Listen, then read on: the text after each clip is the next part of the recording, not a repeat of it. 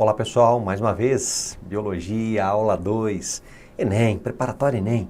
Juntos vamos fazer com que você consiga sim atingir a tão sonhada vaga na universidade através de uma nota espetacular na prova do Enem. E vamos continuar analisando ciências da natureza. Ciência da natureza, biologia, química e física. E claro, aqui Biologia 1, professor Cornélio, vamos estar revisando tópicos importantíssimos do conteúdo programático envolvido nas 8 competências e 30 habilidades do Enem. Não esqueça que o INEP faz uma prova relacionada com competências e habilidades. E claro, dentro das habilidades e competências, nós temos conteúdos programáticos relacionados. Os conteúdos são muito mais amplos que as competências e habilidades. Por isso que você tem que estar super bem e preparado também nesses conteúdos. E nós vamos estar revisando com vocês, dando esse embasamento necessário para que você consiga desenvolver as habilidades e as competências necessárias para desenvolver uma excelente prova, uma excelente redação. Você conseguir entender essa transdisciplinaridade que existe na prova do Enem. Obviamente, uma prova diferente, uma prova que leva você a pensar, que te ensina muito durante essa prova. Desde 98, quando surgiu a prova, em 2009 nós temos uma alteração para esse novo modelo.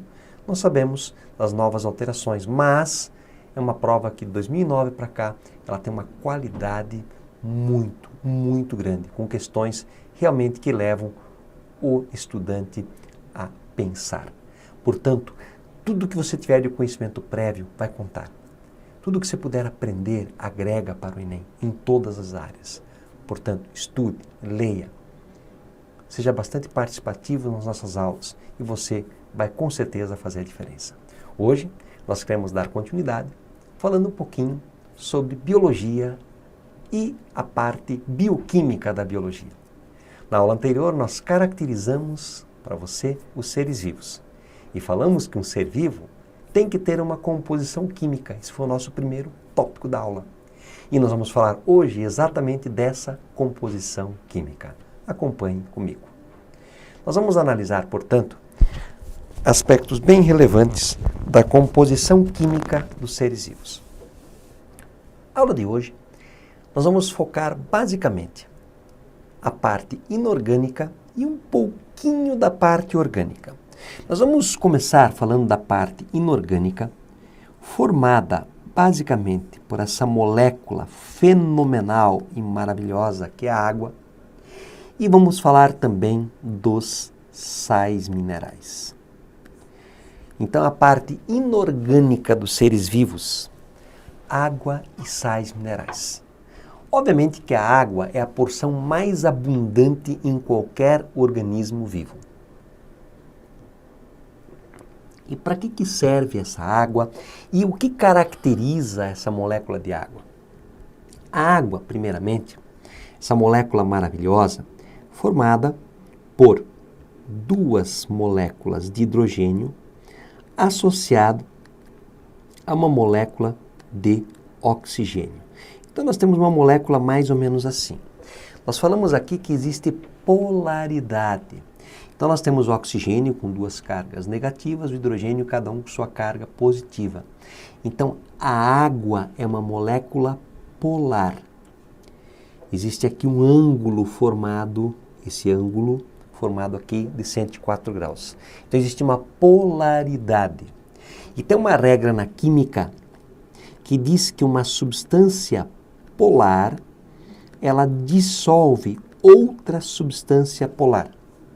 E uma substância apolar, ela dissolve uma substância apolar. Um exemplo bem simples. O óleo é uma substância apolar. O óleo pode ser dissolvido por gasolina, que é uma outra substância apolar. Agora, o açúcar é uma substância polar. Prova que o açúcar é dissolvido pela água, que também é polar. Ok? Então, polar dissolve polar, apolar dissolve apolar. Então, a água tem polaridade. As moléculas de água, elas têm uma coesão. Elas são coesas. Por quê? Se nós voltarmos aqui para o formato que eu desenhei da molécula de água, nós vamos observar que entre essas moléculas nós vamos ter forças que permitem, aqui uma força de atração. Aqui eu vou ter uma outra molécula, por exemplo, assim, e existe uma atração entre o oxigênio e o hidrogênio. Essas forças nós vamos chamar de pontes. Tá? Então, aqui, as pontes de hidrogênio. Nós vamos ter aqui as pontes de hidrogênio, onde nós temos o oxigênio conectado ao hidrogênio. Isso gera uma coesão entre as moléculas. Da mesma maneira, existe uma adesão da água. Um exemplo bem clássico disso é numa coisa chamada capilaridade. A capilaridade, ela é aplicada mais a tubos bastante finos. Então você já deve ter visto isso em algum lugar. Imagina aqui um tubo. E quando você observa a água na parte superficial, ela não fica retinha assim. A água aqui em cima, ela fica mais ou menos assim. Ó. Tá? Isso aqui, na verdade, existe uma adesão das moléculas de água com a parede desse tubo, gerando o que nós chamamos aqui de capilaridade. Isso permite a subida da água em alguns milímetros. Garante a subida da água.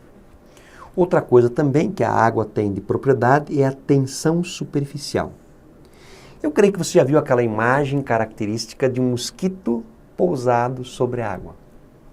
O mosquito anda sobre a água. Por quê? Porque a água tem uma tensão superficial. Claro que você não conseguiria fazer isso, obviamente, né? Porque existe uma relação interessante aí dessa densidade toda, né? Mas essa tensão superficial, tá? Ela é bem característica da água, dessa parte inorgânica. O que mais que caracteriza a água? Vamos lá?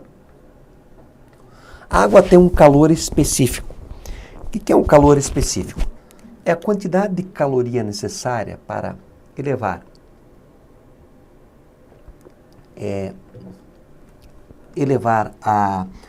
de 14,5 a 15,5 graus Celsius uma grama de água. A água tem o maior calor específico que nós conhecemos. Esse calor específico ele é tão importante. Eu vou te dar aqui uma ideia dessa importância toda. Vamos imaginar o seguinte aqui. A questão da sudorese, do controle da temperatura corpórea. Então, por que o calor específico da água é tão importante? Imaginem só, Então, imaginem só a superfície do corpo. Aqui, vamos imaginar que você tem a superfície do corpo de um indivíduo, tá? Imagine que você tem aqui, por exemplo, um dedo, qualquer coisa parecida, uma mão, né, etc. O que é que vai acontecer? Quando a temperatura, ela aumenta externamente, a temperatura do nosso corpo, ela é por volta de 36,5 graus Celsius, ok? O que é que vai acontecer? Quando há um aumento da temperatura muito grande, uma das coisas que ocorre é a sudorese. Nós começamos a suar. E aqui sobre a superfície do nosso corpo vão ficar gotículas de água. Então, olha o que vai acontecer. A água, você começou a suar, a temperatura começou a aumentar lá fora. Você começou a perder água. Essa água fica na superfície do corpo. Só que como a água tem um elevado calor específico, o calor ele passa do corpo para as moléculas de água. E o que vai acontecer? Essa água evapora. E aí você mantém a temperatura corporal. Repetindo, aumentou a temperatura ambiente muito, vai acontecer o quê? Você começa a ter sudorese, você começa a suar. As gotículas de água que estão aqui, elas têm um elevado calor específico. Então, o calor vai passar do corpo para as gotículas de água e essas evaporam, regulando a temperatura. Olha que interessante. Outra coisa importante, a água é um solvente universal. Ela dissolve praticamente todas as substâncias que são, obviamente, polares, que é a grande maioria. Então aqui nós temos duas palavrinhas importantes relacionadas à água. Ó, hidrofílicas, substâncias ofílicas, vem de filéus, amigo de, amigas da água. Hidrofóbicas, phobos vem de medo, tá? E filéus vem de amigo. Então, substâncias hidrofílicas são aquelas que se dissolvem na água. Por exemplo, o açúcar. Substâncias hidrofóbicas são aquelas substâncias, alguns tipos de açúcares, né, gente? São aquelas substâncias que não se dissolvem na água. Por exemplo, o óleo de cozinha. Ok? Então, aqui nós caracterizamos essa estrutura maravilhosa, essa molécula, a estrutura dessa molécula maravilhosa que é a água. A água, ela varia nos organismos conforme a idade, portanto, quanto maior a idade de um indivíduo, menor é a quantidade de água. Por isso que você observa que a própria pele de um idoso, ela é mais enxuta, né? Claro, a capacidade de multiplicação celular também diminuiu, mas essa pele é mais enxuta. Então nós vamos ter, quanto mais idoso for o indivíduo, menor é a capacidade de armazenar água. Ou, na verdade, menor é a proporção de água que ele tem no seu corpo. Outra coisa que também é importante, conforme a espécie. Você pega, por exemplo, uma água viva chega a ter 98% de água no seu corpo. Agora, quando se avalia, vamos pegar aqui, a nossa espécie, o adulto, tem quase 70%. Então varia conforme a espécie. E conforme o metabolismo. Então, por exemplo, se eu pego um tecido que tem um metabolismo elevado, por exemplo, o tecido nervoso, o tecido muscular, são tecidos que a taxa de água, ela é gigantesca, muita água. Agora, se eu pego um tecido ósseo, a taxa de água, ela é menor, porque o metabolismo é menor. Ok? O que mais? Sais minerais. Sais minerais, eles podem estar dissolvidos numa forma iônica. Por exemplo, eu tenho sal de cozinha, o NaCl. Esse sal de cozinha está imobilizado, está na forma sólida. Agora pode ficar na forma mobilizada. Quando colocado em água, eu vou encontrá-lo na forma iônica. Na mais Cl menos. Você não vai encontrar dentro da água, se tiver uma concentração relativamente baixa, de sal na forma sólida. Por que o sal ele vai estar se dissolvendo na água? Nós acabamos de ver que polar dissolve polar. Então o NaCl também tem que ser uma substância polar. Ok? Então vamos lá. Eu selecionei aqui alguns sais, só para nós recordarmos, mas são inúmeros e a gente vai revisá-los em exercícios. Por exemplo, o cálcio. Cálcio é um sal que atua na formação dos tecidos ósseos, dos dentes. Ele atua na coagulação como ativador de reação e na contração muscular, propiciando a formação de ATP. Claro que se o indivíduo tiver carência de cálcio, ele vai ter deformação óssea nos dentes, o enfraquecimento dos dentes, ele vai ter dificuldades na coagulação, na contração muscular e assim por diante. Quais são as fontes desse elemento? Uma das principais fontes que nós temos é o leite, mas também encontramos nos derivados, queijo, nata, requeijão, etc. Aí colocamos alguns frutos, castanha, caju, amendoim, lentilha. Vamos ter uma fonte muito grande de cálcio, cenoura tem cálcio, né? De modo geral, os vegetais têm uma quantidade razoável também desse elemento. Sódio, o Na+. Sódio é um dos principais elementos no transporte celular, chamado transporte ativo. Transporte ativo. Então, a famosa bomba de sódio e potássio, que é o transporte ativo. Tá? A carência, obviamente, desse elemento vai caracterizar problemas no transporte ativo, como, por exemplo, distúrbios nervosos. Temos vários outros problemas relacionados, como o aumento de sódio e a pressão arterial. Vamos ver distúrbios inúmeros pela carência ou excesso desse elemento. De um modo geral, os vegetais apresentam sódio. Outro elemento, o iodo. O iodo ele está associado à formação de dois elementos importantes, que são T3 e T4. O T3 é tido como triiodoquironina.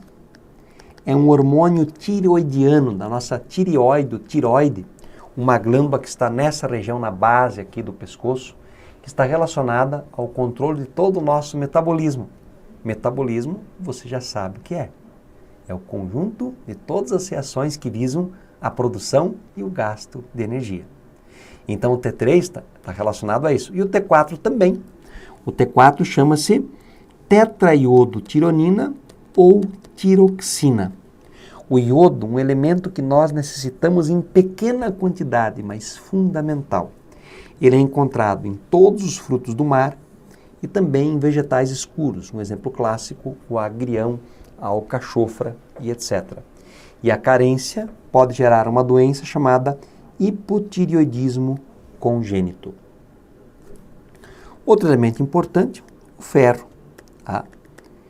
O ferro, nós vamos ter aqui esse elemento importantíssimo na formação da hemoglobina das hemácias. Então, o ferro é um componente fundamental na formação dessa proteína. Ele é o grupo prostético, ou não proteico dessa proteína. E a hemoglobina, para quem não lembra, é responsável pelo transporte de oxigênio e de gás carbônico, especialmente de oxigênio.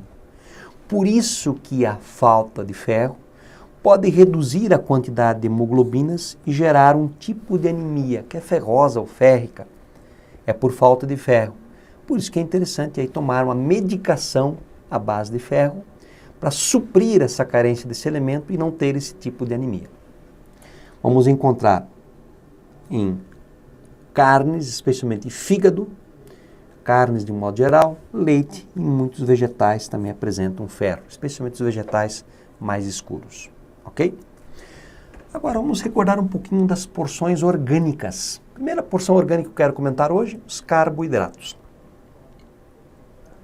Antigamente chamadas de hidratos de carbono, também conhecida por glicídios, açúcares ou glúcides, tanto faz.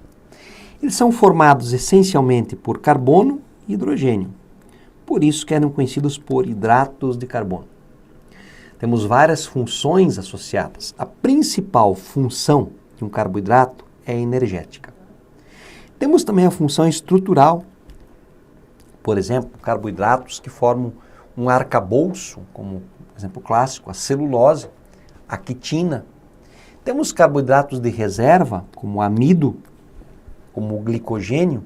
Então temos várias funções associadas. Energética, estrutural, de reserva, até uma função ligada ao processo de hereditariedade genética, para a formação, por exemplo, do DNA e do RNA. Vamos ter, então, carboidratos, uma classificação deles. Os açúcares ou carboidratos podem ser classificados em monossacarídeos. São moléculas pequenas que têm de 3 a 7 carbonos. Por exemplo, se nós pegamos uma com 3, é uma triose, com 4, uma tetrose, com 5 é uma pentose. Então, a pentose importante aqui,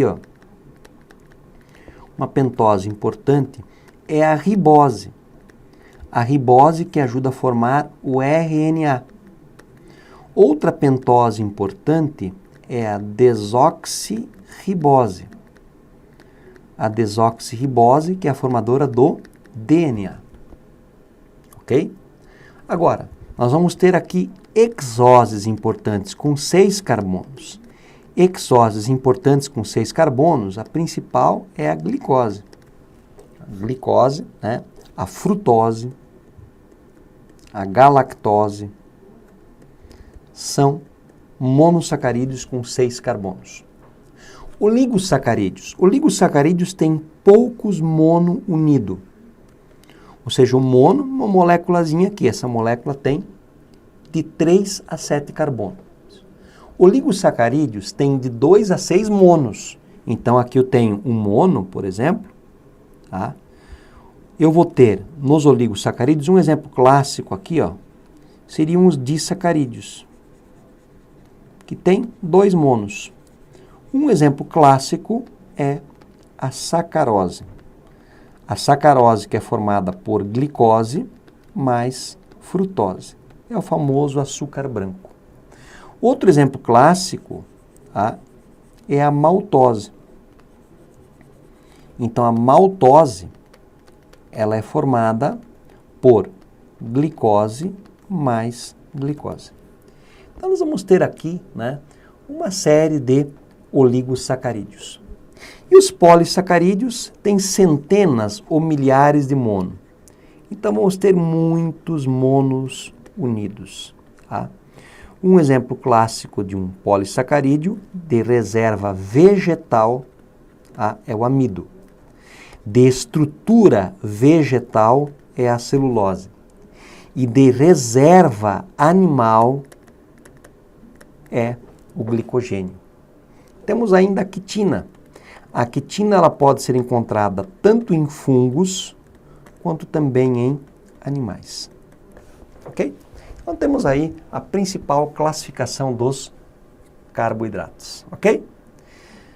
Ainda a porção orgânica, os lipídios. Os lipídios, conhecidos por gordurinhas, mas gorduras fazem parte dos lipídios. Então, substâncias orgânicas, oleosas ou gordurosas, insolúveis em água. Por quê? Porque tem uma constituição apolar. E solúveis em solventes orgânicos não polares. Apresentam na fórmula o carbono, o hidrogênio e o oxigênio. Então, vão incluir gorduras e óleos. Os triglicerídeos, obviamente, são os mais abundantes. Né? Então, as gorduras, elas são sólidas em temperatura ambiente, como a banha, por exemplo. E os óleos são líquidos em temperatura ambiente, por exemplo, o óleo de soja. Então, temos aqui uma diferençazinha básica. Temos inúmeras classificações. Mas podemos dizer o seguinte, que uma delas classifica os lipídios em glicerídeos, óleos e gorduras que apresentam na sua fórmula ácidos graxos ligados a gliceróis. Glicerol é um álcool. Ácidos graxos mais gliceróis. Os cerídeos, as ceras, pega aqui a cera de carnaúba, de babaçu, cera de abelha, são ácidos graxos mais um álcool que não seja o glicerol, um outro álcool. Temos os esteroides, formadores de hormônios, né? Por exemplo, vamos ter o estrógeno, a testosterona, a progesterona, o colesterol, né? Então, o colesterol que tem 4 anéis de átomos de carbono interligados. Então, vamos ter vários hormônios aqui, derivados de colesterol. Vamos ter uma outra categoria de lipídios, que são os carotenoides, que tem um pigmento de célula, geralmente um pigmento, né, amarelado, alaranjado. Né? Então, um exemplo clássico na fabricação da vitamina A, nós vamos ter lá a substância rodopsina, que é uma proteína, né, para formar a vitamina A, e entra na composição também aí os carotenoides para formar a vitamina A. Prova que a carência dessa vitamina A pode gerar cegueira noturna, tá? A xeroftalmia. E temos também os fosfolipídios, né, que são os formadores de membrana plasmática ou da membrana plasmática, que veremos posteriormente. Uma coisa muito importante, eu diria que aqui fique atento para a tua prova do Enem. Quando nós falamos em colesterol, nós podemos falar aqui no LDL e podemos falar no HDL. O LDL, eu costumo fazer a seguinte relação. L vem de L de mal, tá? Ele é o mau colesterol. É uma lipoproteína de baixa densidade. É uma lipoproteína, então proteína com lipídios. Fornecedor de colesterol aos tecidos. Em excesso no sangue se deposita nos vasos. É o colesterol ruim. Tá? Ele é mau. Tá? Ele é do mal L. Eu costumo dizer que isso é como se fosse um isopor, o famoso pau de enchente. Tá? Já o HDL é uma lipoproteína de alta densidade. Ele remove o excesso de colesterol no sangue, que leva, né, esse excesso ao fígado. Lá será degradado e vai ser excretado na forma de sais biliares. É o bom colesterol. Não é que ele é do bem, tá? Ele é o bom colesterol. Gente, para entender, imagine o seguinte, imagine um rio com uma correnteza seguindo esse percurso. Tá? Imagine que sobre esse rio nós temos vários pedaços de isopor. Como o isopor tem baixa densidade, ele vai flutuar, ok? E ele vai, conforme o rio vai levando as suas águas, o isopor vai enroscando nas beiradas, e vai enroscando. E vai acumulando nas margens do rio. Esse é o colesterol ruim, ele tem baixa densidade, por isso ele enrosca ali do lado, boia. Agora, o HDL, o bom, é como se eu colocasse sobre esse rio uma tora de madeira. Ela também vai boiar, mas ela é mais densa que o isopor. Essa tora vem e ela vem limpando o vaso, ela carrega tudo embora. Então, obviamente, o HDL é o faxineiro, é aquele que faz a limpeza. E o LDL é o pau de enchente, é a sujeira. Então, quando você tem uma relação onde você tem um aumento de LDL e uma redução de HDL, olha só o que vai acontecer, o acúmulo de placas de gordura, que nós chamamos de ateromas. Então, essa pessoa passa a ter aterosclerose.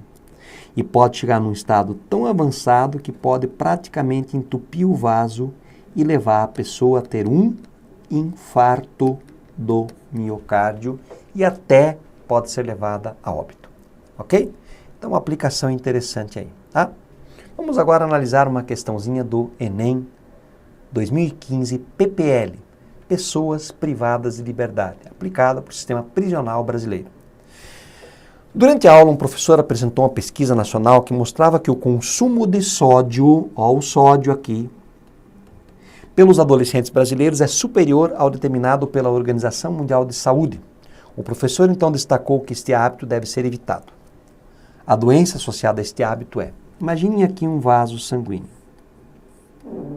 Se ocorre um aumento de sódio no vaso, o sódio é rapidamente absorvido, nós vamos ter um aumento da concentração desse elemento dentro do vaso. E o meio, nós vamos falar que esse meio fica muito concentrado, ele fica hipertônico. Nós vamos estudar isso nas nossas aulas de membrana plasmática. O meio externo, ele fica menos concentrado, ele fica hipotônico. E acontece aqui um fenômeno chamado osmose. Osmose passa a água do meio hipo para o meio hiper e começa a entrar água nesse vaso. Isso desencadeia um aumento da pressão arterial. Então, a ingestão excessiva de sódio, ela pode promover o quê? Obesidade? Não. Osteoporose? Não. Diabetes tipo 2? Não. Hipertensão arterial? Sim. Hipercolesterolemia, ou seja, um aumento de LDL e redução de HDL? Não. Então, a resposta correta seria a letra D. Tranquilo? Vamos para mais uma? Seguindo. Enem 2005. A água é um dos componentes mais importantes das células. A tabela a seguir mostra como a quantidade de água varia em seres humanos.